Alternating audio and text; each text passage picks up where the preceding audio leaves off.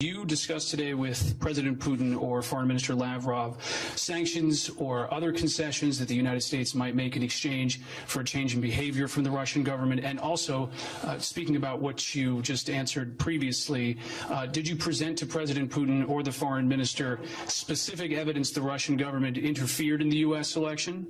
And to Foreign Minister Lavrov, if an independent investigation finds the Assad government attacked his own people with chemical weapons, what will Russia do? President Putin says there's an effort to blame Assad and plant evidence. Did you present that evidence to Secretary Tillerson today? And would Russia refuse to consider to agree to any circumstance that results in the ousting of Bashar al-Assad? We discussed no change in the status of sanctions that have been in place with Russia as a result of certain actions taken in Ukraine, as you know. I think as to the question of the interference with the election, that is fairly well established in the United States, and I think that has been spoken to on the Hill as well with the Congress, and it is a serious issue. It's one that we know is serious enough to attract additional sanctions. And so we are mindful of the seriousness of that particular interference in our elections, and I'm sure that Russia is mindful of it as well. Государственный секретарь санкциями сегодня не угрожал. State Secretary hasn't threatened to use new sanctions. He hasn't threatened us at all.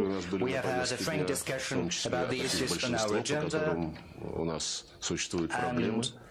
And unfortunately, we've got some difficulties with regards to the majority of those issues. Now, as for the chance that this investigation reveals the government's implication in chemical attacks, it's so hypothetical. We do not want to speculate. We see how speculation can bring results. We see some hysterical statements from the House of Representatives, from the Senate, after the airstrike against the airbase. We do not want to speculate on what's really important, on the serious matter of the use of chemical weapons, on trying to exonerate anyone, on the attempts at staging an attack with the use of chemical weapons. What we want is to establish the truth and full compliance with American legislation, the Russian laws, the legislation, the laws of any normal country. But the principle of innocent until proven guilty has to be respected. Today, we send an appeal to The Hague to conduct an unbiased, transparent investigation.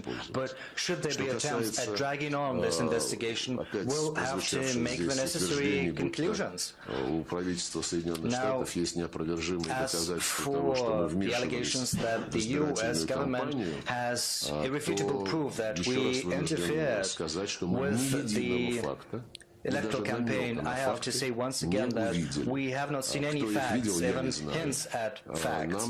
We have not seen any evidence. No one has shown us any evidence, even though we have requested on many occasions that this evidence has to be produced to us to support the allegations, the accusations we hear. We